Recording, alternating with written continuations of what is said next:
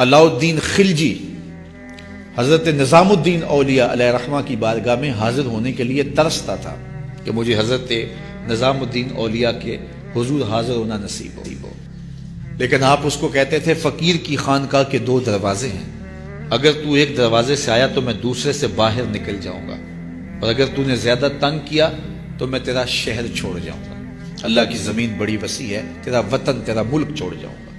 ایک دن اس نے آپ کی خانقاہ کے اندر اچانک پہنچ کے آپ کی خانقاہ کے اندر جانا چاہا، تو آپ نے خادموں سے کہا دروازے بند کر، تو دروازے بند کر دیے گئے۔ بادشاہ سمجھا کہ یہ اتنے پکے لوگ ہیں فقیر کہ مر جائیں گے دروازے نہیں کھولیں گے تو کچھ تو خون ہوگا۔ اس نے کاغذ کے ایک ٹکڑے پہ لکھا اور خادم کے ذریعے حضرت کو پہنچایا۔ لکھا یہ کہ کیا بات ہوئی کہ بادشاہوں کی چوکھٹ پہ بھی بواب چوکیدار اور فقیروں کے دروازوں پر بھی بواب، فرق کیا ہوا شاہی میں اور فقیری میں؟ تو حضرت نے کاغذ کے ٹکڑے کی پشت پر لکھا فرق یہ ہے کہ بادشاہوں کے دروازوں پر جو بواب ہوتے ہیں وہ فقیروں اور سائلوں کو روکنے کے لیے ہوتے ہیں، اور فقیروں کی چوکھٹ پہ جو بواب ہوتے ہیں وہ بادشاہوں کو روکنے کے لیے ہوتے ہیں۔ اس نے کہا حضرت اگر آپ اجازت دیں تو میں آپ کی خانقاہ کی زیارت کر سکتا ہوں؟ آپ نے کہا جاؤ کر لو۔ وہ گیا، خانقاہ دیکھی تو لنگر خانہ دیکھا، مختلف جگہیں دیکھی۔ جب استبل میں پہنچا، گھوڑوں کا استبل تھا بہت بڑا حضرت نظام الدین اولیاء کا، تو جب وہاں پہنچا تو کیا دیکھا کہ گھوڑوں کی جو میخیں ہیں، قلے جو ہیں وہ چاندی کے ہیں، اور جن زنجیروں اور سنگلوں سے ان کے پاؤں باندھے ہوئے ہیں وہ سونے کے۔ تو بادشاہ کو پھر شرارت سوجی تو اس نے پھر کاغذ کے ٹکڑے پہ لکھ کے حضرت کو بھیجا، یہ کیا ہوا؟ بادشاہوں کے پاس بھی سونا اور فقیروں کے پاس بھی سونا چاندی، تو فرق کیا ہوا بادشاہوں اور فقیروں میں؟ تو شیخ نے اسی کاغذ کے ٹکڑے کی پشت پر لکھا فرق یہ ہے بادشاہ خزانوں میں سنبھال کے رکھتے ہیں، فقیر گھوڑوں کے قدموں میں ڈال کے رکھتے ہیں۔ تو ان کے نزدیک سونے چاندی کی اہمیت کیا ہوتی ہے؟ جب بہار چین، یہ بہت بڑا قیمتی قالین تھا، ایران جب فتح ہوا حضرت فاروق اعظم کے زمانے میں، تاریخ پڑھیں تو یہ بہار چین ایسا قیمتی قالین تھا کہ اس زمانے میں اگر کسی کو وہ بہار چین پہ بٹھا دیتے تو وہ ساری زندگی ناز کرتا کہ میں بہار چین پہ بیٹھا ہوا ہوں۔ تو حضرت عمر کے زمانے میں جب ایران فتح ہوا تو وہ بہار چین قیمتی جو قالین تھا وہ اونٹوں پہ لاد کے مدینے بھیجا گیا، اور جب وہ مال غنیمت اترا اور اس میں بہار چین بھی تھا تو لوگوں نے پوچھا کہ کیا کیا جائے؟ کسی نے کہا مسجد نبوی میں بچھا دیا جائے، تو حضرت عمر نے کہا یہ اس قابل کہاں ہے کہ مسجد نبوی میں بچھایا جائے؟ تو کہا کہاں رکھا جائے؟ مسجد نبوی سے باہر جہاں لوگ جوتے اتارتے تھے، حضرت عمر نے آرڈر دیا کہ یہاں بچھا دو، لوگ جوتے صاف کر کے مسجد میں جایا کریں۔ جس قالین پہ زمانے کو ناز تھا وہ قدموں میں بچھا ہوا تھا۔ یہ اسلام کا مزاج ہے۔ یہ نظام الدین اولیاء علیہ رحمہ کو محبوب الہی کہتے ہیں نا، ان کا واقعہ بھی علماء نے یہ لکھا ہے، صوفیاء نے، کہ ان کے شیخ حضرت بابا فرید الدین گنج شکر رحمۃ اللہ تعالی علیہ ایک دن موج میں آ گئے اور کہا کہ نظام الدین محب بنو گے یا محبوب بنو گے؟ تو یہ بڑی خدمت کرتے تھے اپنی شیخ کی، تو کہا کہ محب بنو گے یا محبوب؟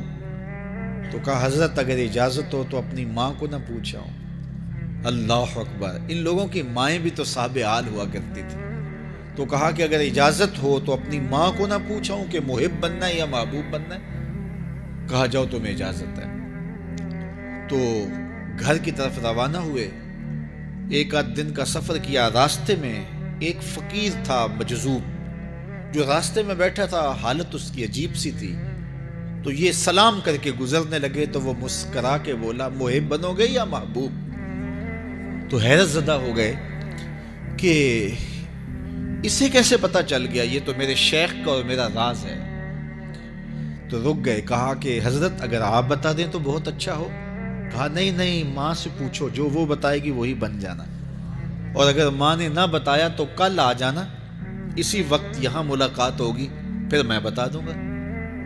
خیر چلے، رات کو پہنچے، والدہ کی خدمت میں سلام پیش کیا، پاؤں دبائے اور کہا کہ شیخ موج میں آ گئے اور کہا محب بنو گے محبوب بنو گے؟ تو میں نے کہا ماں سے پوچھ لوں۔ تو میں اماں جی آپ سے پوچھنے آیا ہوں، راستے میں یہ واقعہ بھی ہوا۔ تو ماں نے کہا کہ بیٹے تم صبح ناشتہ کر کے پلٹ جانا، اور وہ جو راستے میں تیرے دل کی بات پوچھ گیا وہ کوئی صاحب حال تھا، وہ تمہیں صحیح بتا سکے گا کہ محب بننا کہ محبوب بننا۔ خیر یہ صبح ناشتہ کر کے ماں کے پاؤں پکڑے، اجازت طلب کی اور واپس نکلے، اور وہاں جا کے دیکھا تو کوئی فقیر نہیں ہے۔ بڑے حیرت زدہ ہوئے، دائیں بائیں سے پوچھا کہ یہاں کل ایک بابا بیٹھا تھا، کہا وہ تو کل کے فوت ہو گیا۔ تو کہا اس کی قبر کہاں ہے؟ کہا قبر کس نے بنانی تھی اس کی؟ وہ گندگی کے ڈھیر پہ لوگوں نے پھینک دیا۔ دل میں بڑے حیرت زدہ ہوئے، اتنا با کمال تھا، لیکن اپنی حالت یہ، خیر وہاں چلے گئے اور جا کے کھڑے ہو کے پوچھنے لگے، بندہ خدا دل کی باتیں پوچھتا تھا اور میرے ساتھ وعدہ کیا تھا کہ اگر ماں نے نہ بتایا تو کل آنا، اور اپنا پتہ ہی نہیں تھا کہ کیا ہونے والا ہے۔ یہ بات کہی تو بابا اٹھ کے بیٹھ گیا۔ عرش فرش تے بانگا ملیاں تے مکے پہ گیا شور، بلے شاہ سا مرنا ناہی تے گور پیا کوئی ہور۔ ہاں اٹھ کے بیٹھ گیا اور کہا کہ نظام الدین، محبوب بننا محب نہ بننا۔ محبوں کا یہ حال ہوتا ہے، نہ کفن ملتا ہے نہ دفن ملتا ہے۔ محبوب بنو گے تمہاری قبر پہ بھی میلے لگیں گے۔ فَاتَّبِعُونِي يُحْبِبْكُمُ اللَّهُ، اگر حضور کی اطاعت کرو گے، حضور کی فرما برداری کرو گے تو تم محبوب بن جاؤ گے۔ تو حضور کی محبت خدا کی محبوبیت کا ذریعہ ہے، اس لیے ہمیں حضور کا پیار اپنی روحوں میں موجزن کرنا ہے، حضور کی محبت اپنی روحوں میں اتارنی ہے، اور محبت اپنے تمام تر تقاضوں کے ساتھ جب روح پذیر ہوگی تو پھر ہمارا انداز زندگی بھی سنور جائے گا، ہماری آخرت بھی سنور جائے گی۔ محبت کے من جملہ تقاضوں میں سے سب سے بڑا تقاضا محبوب کی اطاعت ہے، کہ بندہ جس سے پیار کرتا ہے اس کی بات مانتا ہے۔ یہ ہے دعوی محبت کا ثبوت، اس کی دلیل۔ اور حضور کے صحابہ کی زندگیاں دیکھیے، ہمارے بدن پہ اتنے بال نہیں ہیں جتنے رسول اللہ کے احسانات ہیں۔ ہمارا ایک ایک بال قرض رسالت میں جکڑا ہوا ہے۔ خدا شناسی تو بڑی دور کی بات ہے، ہم خود شناس بھی نہیں تھے۔ ہمیں تو اپنے آپ کا بھی نہیں پتا تھا کہ ہم کون ہیں۔ اور مجھے بتاؤ، جس کو یہ بھی نہ خبر ہو کہ میں کون ہوں، اس کے پلے ہوتا کیا ہے؟ اقبال نے کہا تھا نا، اپنے من میں ڈوب کر پاجا سراغ زندگی، میرا نہیں بنتا تو نہ بن، اپنا تو بن۔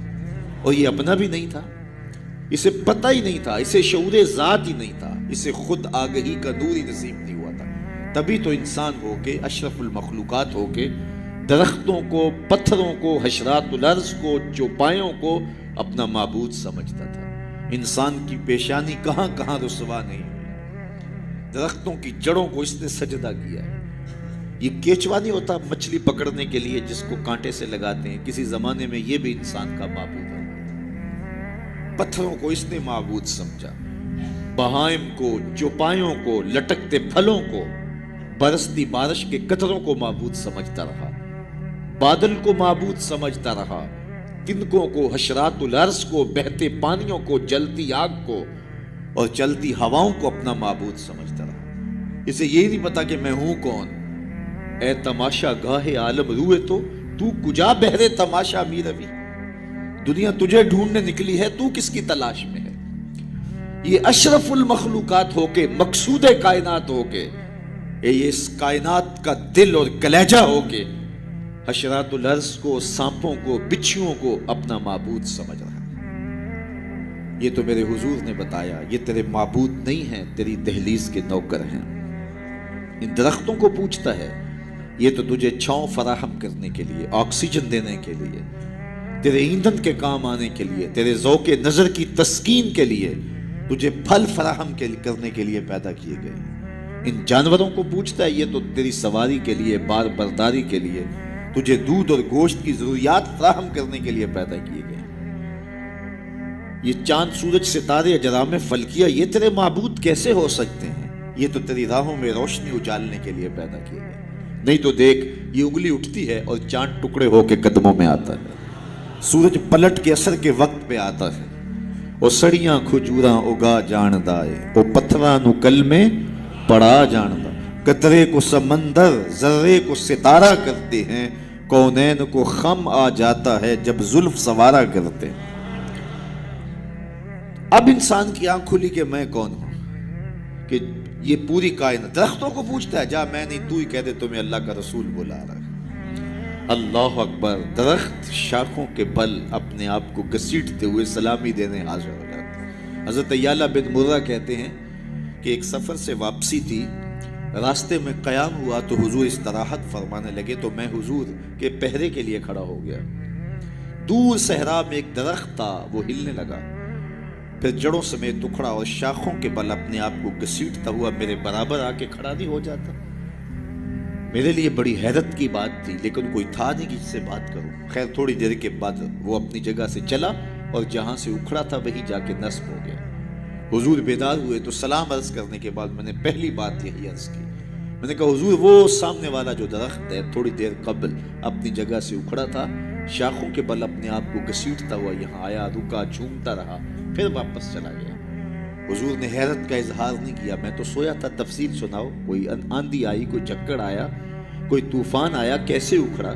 حضور مسکرا دیے اور فرمایا ھذہ شجرۃ استاذنت ربھا، فرمایا یہ درخت ہے، اس نے رب سے اجازت مانگی تھی، مالک تیرا محبوب نیڑے آیا ہے، سلام نہ کر رہا ہوں، فاذن لہا، تو رب نے اس کو اجازت دے دی تھی، یہ مجھے سلامی پیش کرنے آیا تھا۔ تو پوری کائنات تو ان کے حسن کا طواف کرتی دکھائی دیتی ہے، وہ انگلی اٹھاتے ہیں چاند کے ٹکڑے ہوتے ہیں، سورج پلٹ کے اثر کے وقت پہ آتا ہے، درخت کلمہ پڑھ رہے ہیں، کنکر بول کے گواہیاں دے رہے ہیں۔ اب انسان کی آنکھ کھلی کہ میں جن کو معبود سمجھتا تھا یہ تو ہمارے گرد طواف کر رہے ہیں۔ اب اس کی آنکھ کھلی، اب شعور سنبھلا اور اب وہ سمجھنے لگا کہ میں کون ہوں، اپنی حیثیت سے اب آگاہ ہوا۔ اللہ اکبر، بے خبر تو جوہر آئینہ ایام ہے، تو زمانے میں خدا کا آخری پیغام ہے۔ اسے اب اپنی ذات کا شعور ہونے لگا۔ خود سے ملاقات ہی تب ہوئی جب حضور تشریف لائے۔ تو راز کن فقاں ہے، اپنی آنکھوں پر آیا ہو جا، خود ہی کا رازداں ہو جا، خدا کا ترجمہ ہو جا، خود ہی میں ڈوب جا غافل، یہ سر زندگانی ہے، نکل کر حلقہ شام و سحر سے جاویداں ہو جا، مسافے زندگی میں سیرت فولاد پیدا کر، شبستان محبت میں حریر و پرنیا ہو جا، گزر جا بن کے سیل تند رو کو ہو بیاباں سے، گلستان راہ میں آئے تو جوئے نغمہ خواہ ہو جا، تیرے علم و محبت کی نہیں ہے انتہا کوئی، نہیں ہے تجھ سے بڑھ کر ساز فطرت میں نوا کوئی۔ اسے اب پتہ چلا، اپنی ذات کی شناخت اب ہوئی۔ اللہ اکبر، کانپتا ہے دل تیرا اندیشہ طوفان سے کیا، نا خدا تو، بحر تو، کشتی بھی تو، ساحل بھی تو، دیکھ آ کر کوچائے جا کے گریباں میں کبھی، کیس تو، لیلا بھی تو، صحرا بھی تو، محمل بھی تو، وائے ناکامی کہ تو محتاج ساکی ہو گیا، میں بھی تو، مینا بھی تو، مستی بھی تو، حاصل بھی تو، آہ کس کی جستجو آوارہ رکھتی ہے تجھے، راہ تو، رہرو بھی تو، رہبر بھی تو، منزل بھی تو، بے خبر تو جوہر آئینہ ایام ہے، تو زمانے میں خدا کا آخری پیغام۔ تو اب انسان کو اپنی ذات کا شعور ہوا۔ خدا شناسی تو بڑی دور کی بات ہے، میں کہتے ہیں انسان کی اپنی ملاقات اپنے آپ سے تب ہوئی جب حضور آئے، خودی کا شعور تب ملا جب حضور آئے، من سے آگہی تب ہوئی جب حضور آئے۔ تو اگر وہ تشریف فرما نہ ہوتے، خدا شناسی تو بڑی منزل ہے، انسان خود شناس بھی نہ ہوتا، اپنے ذات سے بھی آگاہ نہ ہوتا، انسان ہو کے انسانوں کے گلے چیر رہا تھا۔ سکا باپ اپنی بیٹی زندہ درگور کر کے فخر کرتا تھا کہ میں نے اپنی آبرو بچائی۔ مائیں دنیا کی منڈیوں میں بکتی تھی، باپ کی توقیر کوئی نہیں تھی، اور یہ تو میرے حضور آئے جنہوں نے آ کے بتایا کہ بیٹی عزت کی جگہ پر ہے۔ آپ نے یہ حدیث بارہا سنی ہوگی، علماء کرام سے بارہا سنی ہوگی، لیکن ذرا اس کو اس پہلو میں دیکھو، جب بیٹیوں کو زندہ درگور کر کے باپ فخر کر رہا تھا، اس زمانے میں میرے حضور نے کہا میری بیٹی میرے جگر کا ٹکڑا ہے۔ یہ صرف کلمہ تحسین ہی نہیں ہے، یہ کلمہ جہاد ہے۔ اس دور میں جب بیٹیوں کو زندہ درگور کر کے باپ فخر کر رہا تھا، آج تو ہر شخص اپنی بیٹی کو قرار جان سمجھتا ہے، بیٹی کو آنکھوں کا نور سمجھتا ہے، نور نظر سمجھتا ہے، بیٹی کے جہیز کے لیے باپ اپنی ساری زندگی لگا دیتا ہے، پردیس کاٹ دیتا ہے، جوان بھائی فیکٹری میں اوور ٹائم لگاتا ہے، میں بہن کے ہاتھ بھی لے کر۔ تو آج اگر بیٹی کے بارے میں کوئی محبت بھرے جملے کہے جائیں تو بڑی بات نہیں ہے. جب باپ زندہ درگور کر کے فخر کرتا تھا، معاشرے سے اسے داد ملتی تھی کہ تو نے بیٹی کو زندہ درگور کیا ہے، اس زمانے میں میرے حضور نے کہا کہ میری بیٹی میرے جگر کا ٹکڑا. اللہ اکبر، کیسی تبدیلی آئی. ایک موقع آیا، فرمایا کہ جو دو بیٹیاں یا دو بہنیں ان کی اچھی تربیت کرے اور ان کو پروان چڑھائے اور ان کی اللہ کی رضا کے لیے شادی کر دے تو قیامت کے دن وہ میرے ساتھ اس طرح قریب ہوگا جس طرح یہ دو انگلیاں قریب ہیں. تو مجلس میں موجود ایک صاحب اٹھے، کہا حضور اگر کسی کی دو بیٹیاں نہ ہوں تو ذرا اس کے پیچھے جھانکنے کی کوشش کیجئے، کہاں بیٹیاں زندہ درگور ہوتی تھیں اور کہاں ایک بیٹی والا سوچ رہا ہے کاش کہ میری بھی دو بیٹیاں ہوتی اور میں یہ احساس پاتا. تو یہ معاشرے کو ایک رنگ دیا، معاشرے کو ایک آہنگ دیا، خدا شناسی بھی دی، خود شناسی بھی دی. انسانی حقوق جو پامال ہو رہے تھے ان کو بحال بھی کیا. انسان اپنی عزت برباد کر رہا تھا، اجرام فلکی اور مظاہر فطرت کے سامنے ان کے چرنوں میں جھک کر کے اس کو اس کی خودی کا سبق دیا کہ تو کون ہے اور کہاں کھڑا ہے. ایک شخص ایمان لانے کے بعد حضور کی خدمت میں حاضر ہوا اور کرتا ہے جاہلیت کے زمانے کی دو باتیں ہیں، ایک یاد آتی ہے تو ہنسی نہیں رکتی اور ایک بات یاد آتی ہے تو آنسو نہیں تھمتے. کہا وہ کون سی دو باتیں ہیں؟ کہا وہ بات جو یاد آئے تو ہنسی نہیں رکتی وہ یہ ہے کہ میں ایک لمبے سفر پہ گامزن تھا. میں نے سفری معبود پتھر کا بنا ہوا ایک بت بھی اپنے سامان میں باندھ لیا کہ راستے میں پوجا پاٹ بھی چلتی رہے، لیکن جب سامان اٹھایا تو سامان بہت بوجھل تھا. میں نے سوچا کہ یہ تو میں اپنے ہی معبود کے بوجھ تلے دب کے رہ جاؤں گا. تو میں نے اس کو نکال دیا اور آٹا یا ستو گوندھ کر کے میں نے ایک چھوٹا سا معبود تیار کیا اور اس کو دھوپ میں رکھ کے خشک بھی کر لیا کہ مزید ہلکا پھلکا ہو جائے اور اس کو اپنے سامان میں اپنے ساتھ رکھ لیا. پوجا پاٹ بھی چلتی رہی. خیر جو میرا اندازہ سفر تھا توشہ سفر بھی میں نے اس کے مطابق لیا تھا، لیکن سفر کوئی 2-4 دن اوپر چلا گیا، توشہ سفر ختم ہو گیا. ایک آدھ دن تو میں نے بھوک کاٹی، لیکن جب انتڑیوں میں بل پڑنے لگے اور مجھ سے گوارا نہ ہوا تو میں نے تھیلے سے اپنے اس معبود کو نکالا جو آٹے کا بنا ہوا تھا، اس کو پتھر پہ رکھ کے کوٹا، پھر اس میں پانی ڈالا، پھر اس کو گوندا، پھر روٹی پکائی اور پھر کہا میرے معبود اب کام نہیں آئے گا تو کب آئے گا؟ اب تو میری انتڑیوں میں بل پڑ رہے ہیں. مجھے جاہلیت کے زمانے کی وہ یاد آتی ہے تو مجھے اس بت کی بے بسی پہ ہنسی آتی ہے. کیسا بے بس معبود تھا جو اپنے پجاری کو اتنا بھی گزارش نہیں کر سکتا تھا مجھے پوجنے والے میرے پہ اتنا تو ترس کھا، اب مجھے دانتوں تلے چبا کے تاریک میدے میں پھینکے گا، پھر گندگی کے ڈھیر پہ ڈال آئے گا. آخر میں تیرا معبود رہا ہوں، میرے پر یہ قیامت تو نہ توڑ. تو ایک تو وہ یاد آتی ہے بات تو میری ہنسی نہیں رکتی، اور جو دوسری بات مجھے یاد آتی ہے تو میرے آنسو نہیں تھمتے، اور وہ یہ ہے کہ میری بیوی امید سے تھی اور میں لمبے سفر پہ گیا. کئی سالوں کے بعد واپس پلٹا تو میرے آنگن میں بیٹی کھیل رہی تھی. میری بیوی نے اس ڈر سے کہ کہیں بیٹی کو دیکھ کر کے زندہ درگور نہ کر دے اس کے توتلے لہجے میں میرے لیے محبت ڈال دی تھی، اور وہ مجھے یا آباتا ہو کہہ کے مخاطبہ کرتی ہے اور میری ٹانگوں سے چمٹ جاتی. میں صفاق تھا اندر سے اور مجھے بڑا غصہ آیا. میں نے اپنی بیوی کو گھورا کہ ایک تو نے سانپ کو جنم دیا ہے اور دوسرا نخرے کر دی، اس کو باتیں سکھائی ہیں اور موقع کی طاق میں رہا. لیکن اس بیٹی کے سینے میں میرے لیے اس کی ماں نے اتنا پیار ڈال دیا تھا. بیٹیاں تو ویسے بھی باپ سے ٹوٹ کے پیار کرتے ہیں، بیٹیوں کی محبت تو مثالی ہوتی ہے. پھر ماں نے محنت کی تھی کہ اس کا باپ کوئی انتہائی قدم نہ اٹھائے، تو اس کے لیے اس کے باپ کے لیے بے پناہ محبتیں ڈال دی تھی. کہتے ایک دن میں نے موقع پایا اور اس بیٹی کو اٹھایا اور صحرا میں لے گیا. میرا خیال یہ تھا اس سے آج جان چھڑا لوں، اور گڑھا کھودنے لگا. کڑکتی دھوپ تھی، میرے بدن پہ پسینہ نمودار ہوتا تھا. وہ آگے بڑھتی اور اپنے دوپٹے سے میرے ماتھے کا پسینہ پوچھتی، لیکن میرا دل پھر بھی نرم نہ ہوا. خیر جب میں نے گڑھا کھود لیا تو باہر نکلا تو میری بیٹی نے سکھ کا سانس لیا کہ میرے باپ کی مشقت ختم ہوئی، لیکن وہ نہیں جانتی تھی کہ اگلی مشقت کس کی شروع ہونے والی. میں باہر نکلا، اس کو زور سے اس گڑھے میں دھکا دے کے اوپر سے مٹی انڈھیلنے لگا. وہ ننھے ننھے ہاتھ جوڑتی رہی، چیختی رہی اور مجھ سے گزارشیں کرتی رہی کہ یہ کیا کر رہے ہو، لیکن میں اوپر مٹی انڈھیلتا رہا اور اس کی چیخیں اس ریت تلے دب گئیں. آج جب اسلام لایا ہوں تو اس کی چیخیں مجھے سونے نہیں دیتی.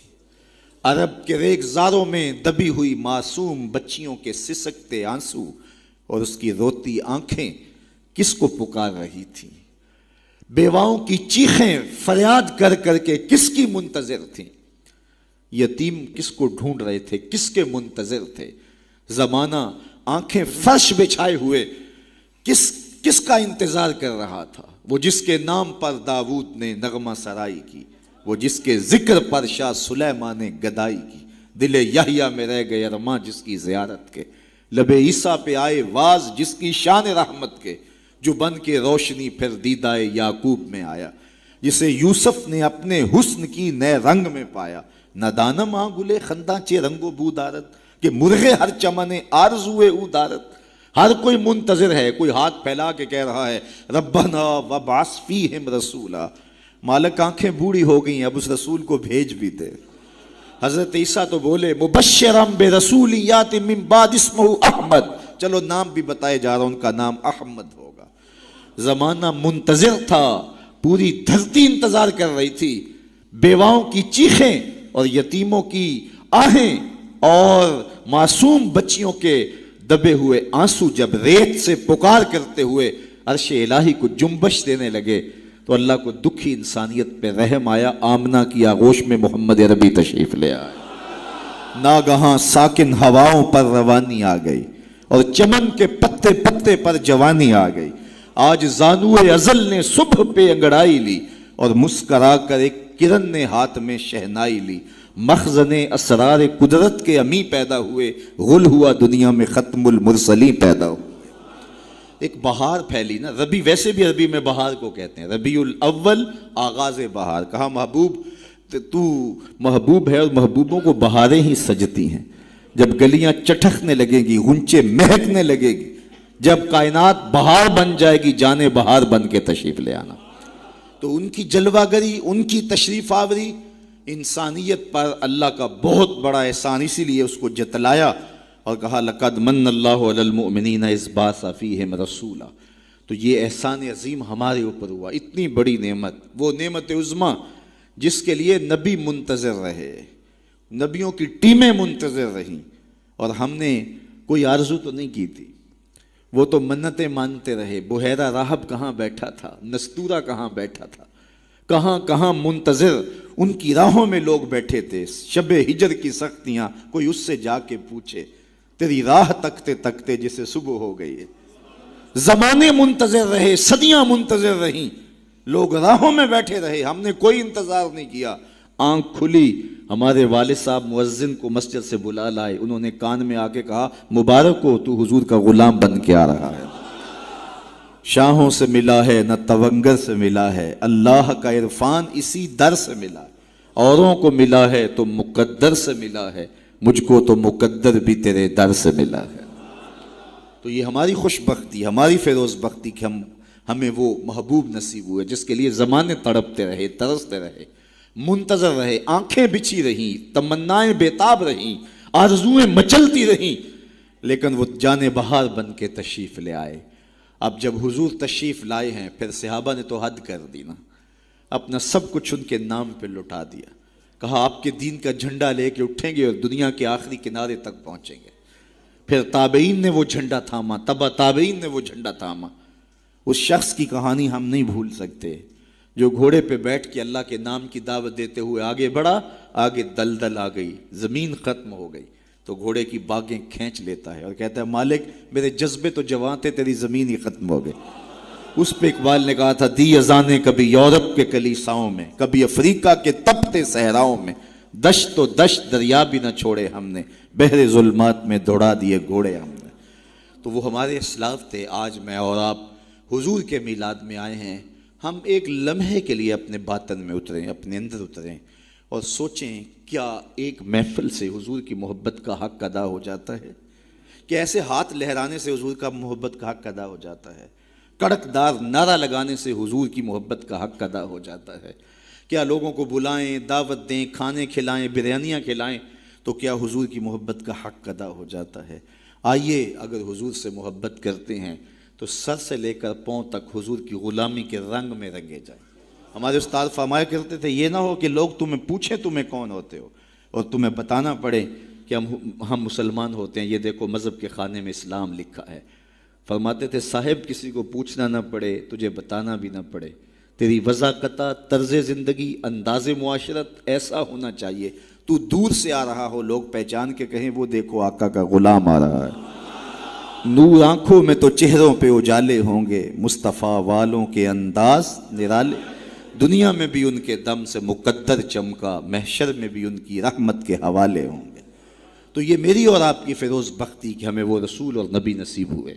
تو آئیے اپنی زندگی کی ایک ایک سانس حضور کے نام کر دیں، جئیں تو حضور کے لیے، مریں تو حضور کے لیے، اور اپنی زندگی کو حضور کی راہوں میں نچھاور کرتے ہیں، ان کے دین کا جھنڈا لے کر کے اٹھیں اور دین کے پیغام کو دنیا تک کے ایک ایک کونے تک پہنچانے کا عزم کریں۔